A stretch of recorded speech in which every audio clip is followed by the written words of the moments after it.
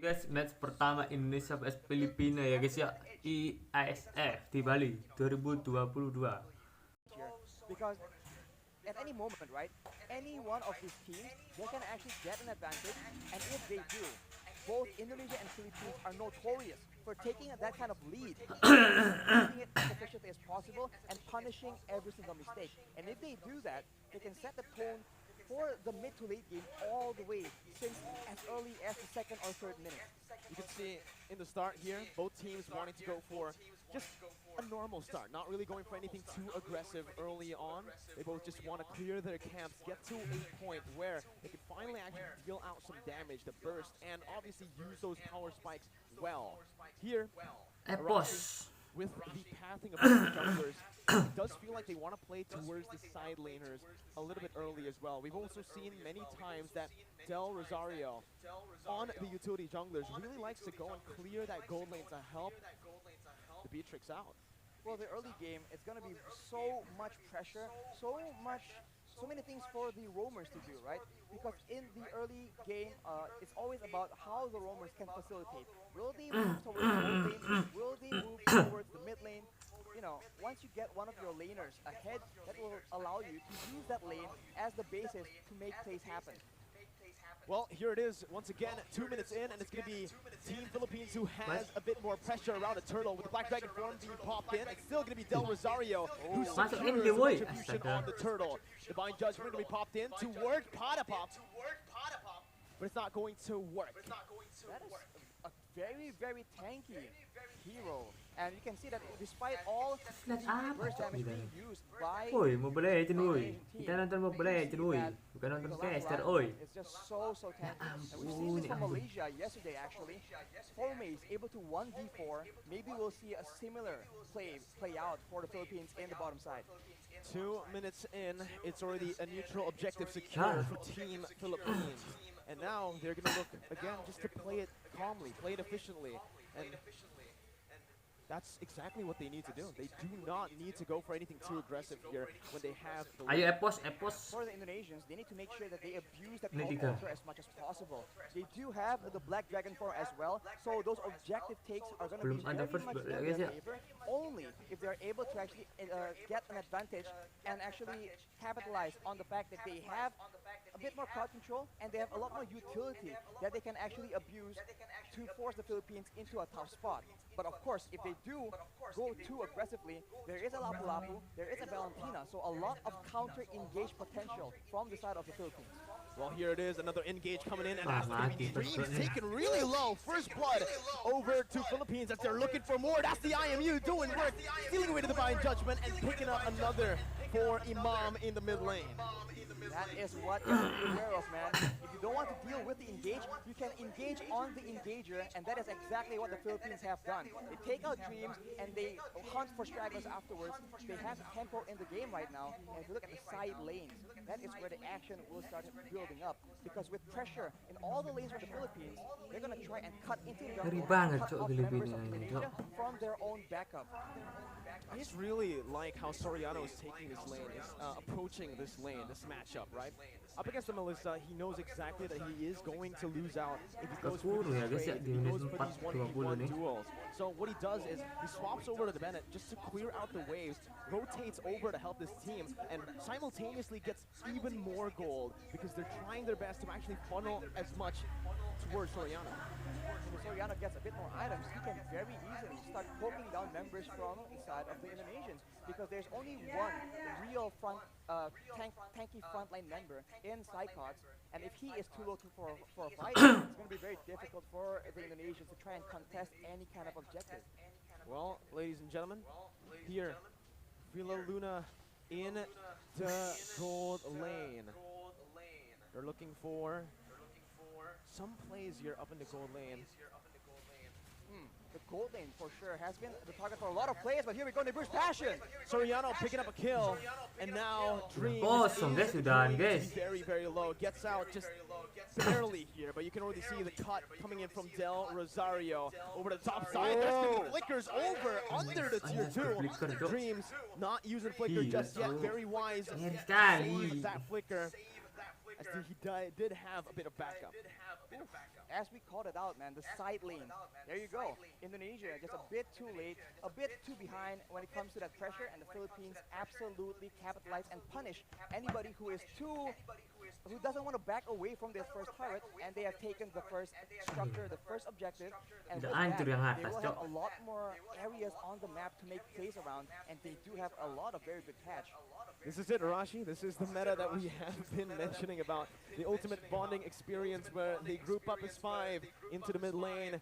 They start to just put in a lot of mid pressure so they can actually have more room to play in the side waves.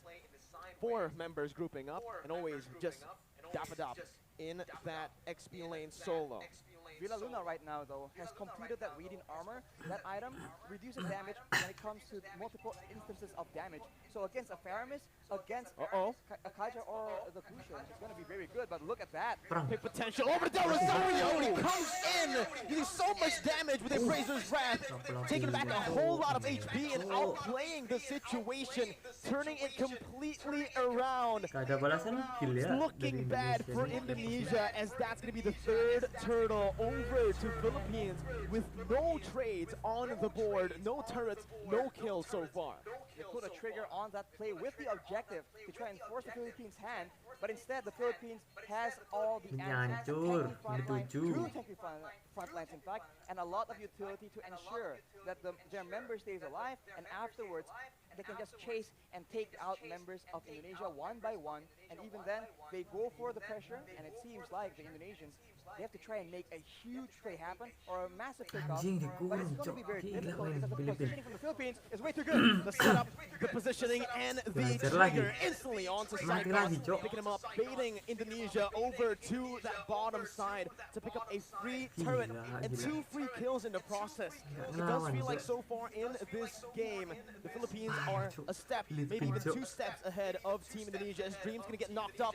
Imam looking for that follow-up, just a zone Indonesia away from the tier 2 as they look to start sieging down every single turret. The damage difference right now from both teams is just so difficult to deal with. We mentioned how there's only one real front line on the side of Indonesia, and look at what happens to him in a big fight. He gets taken out. The cult altar is so non-existent. The Philippines are able to just burst through it and go on with their day. Soriano right now with the Malefic War completed, that is a lot of penetration on top of the already insane amount of damage and burst that the Beaches can bring to the table. This is what Philippines loves to do when they're ahead, right? They use the distraction that is Dapadap, who's practically currently unkillable on that Lapu-Lapu. They use him as a distraction in the side lane solo, picking up a turret. Meanwhile, they set up on the other side. Usually, they like to play on the opposite side and use the conceal to catch the enemies off guard. But there, you can see again, a curveball thrown over to Indonesia. Maybe Indonesia have done their research onto how Philippines likes to play with the lead. They take another step ahead, and they think 2 steps ahead of right now. Again, it's going to be Divine onto the frontliners with a lot of the resources burnt out. Jumps in and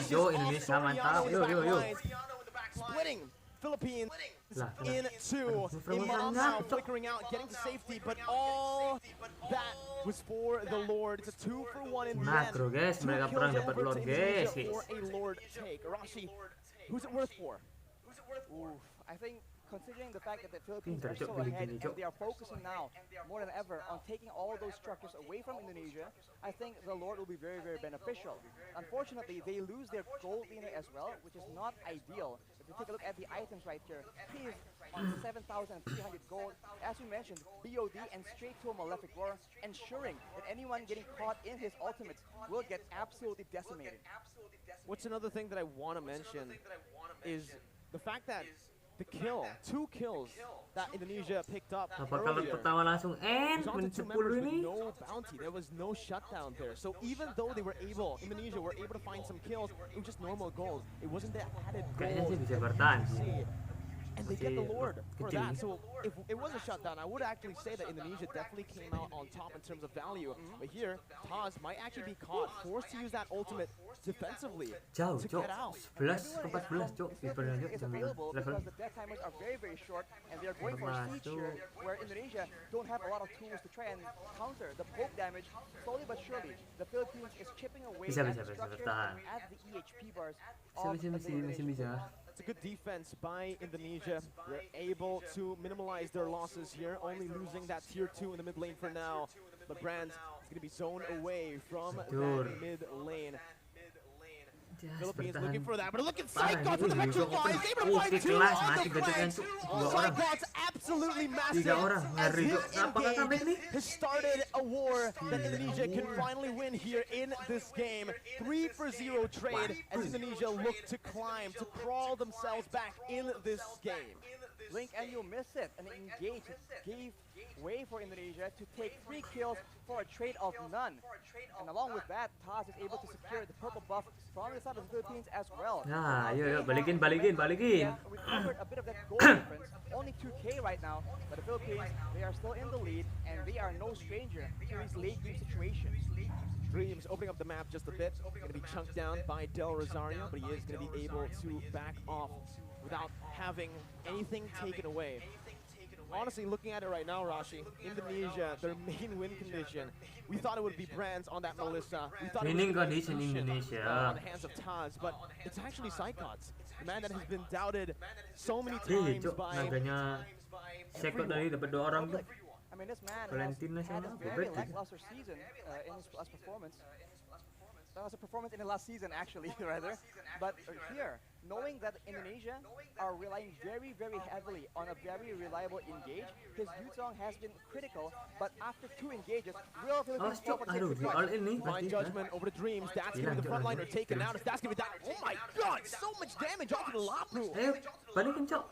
Unfortunately, won't be Habis- enough habis though. itu dia For lagi. now, Indonesia, they're actually backing away, and it will be waiting for Pinter the banget Cok Filipina ini Lord jaga jarak. take. And Philippines, they are so good at the Lord dance, going back and forth, waiting for their opponents to make a mistake, and with such a long range basic attack on their B-tricks, they can do Nah, better. udah diperangin They nih. were waiting for the Black Dragon form now baited out. Cuts with the Petrify onto Soriano, who's forced to flicker out, but Saykots jumps in. Ah, 1v4, soaking in all the damage and Oh, adik. sustaining back up.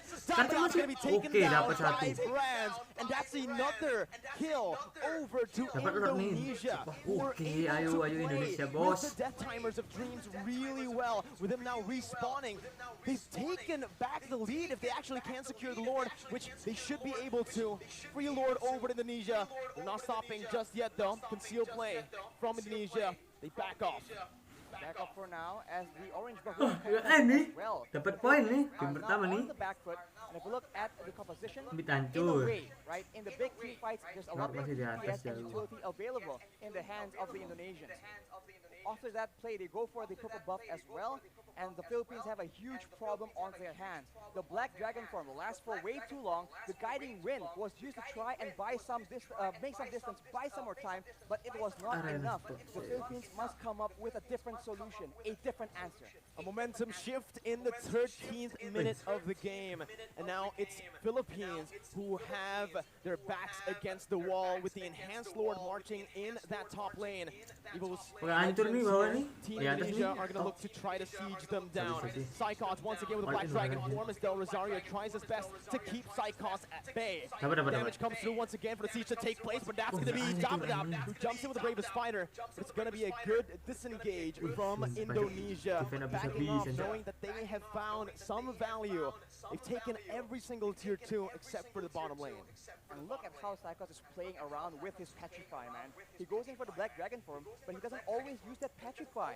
And when you think about it, the Petrify is what makes these engages so dangerous. It guarantees the Furious Dive knockup, and that is what allows Indonesia to just be a lot more elusive. And as we talked about it earlier, this is what is so dangerous. They can feint around, act like they're about to Duitnya udah menang Indonesia back nih, away. The 1000. Philippines need to identify the right moment 500 and kah? then adjust 500 accordingly. ke Do they 700? want to go and fight after the Black Dragon form is down, or do they want Gak to sampai just 1000 stall? kasih. Villa Luna with that circling eagle over to Branz, but it's going to be baited in with the full ultra plates as well. Soriano targeted by the flanks, and that's going to be tossed with picks up the Beatrix. Soriano taken down. Branz in the midst of it all, still life stealing with his fire. Bro! It's Sebastian! He is an absolute beast, and he wins the battle for Indonesia. It's a 4-0 trade. Indonesia with a comeback here, with the tides turned completely. Only Filipina left to defend with the mini wave crashing in. Filipina going to be brought back by the Shadow Stampede. Filipina outside of the base. Indonesia with the divine judgment onto Filipina will go for the base to pick up the first game of the series. Oh my god, what an upset! It looked like Mantap, bro. cruise to an easy victory, but the Indonesians pull through.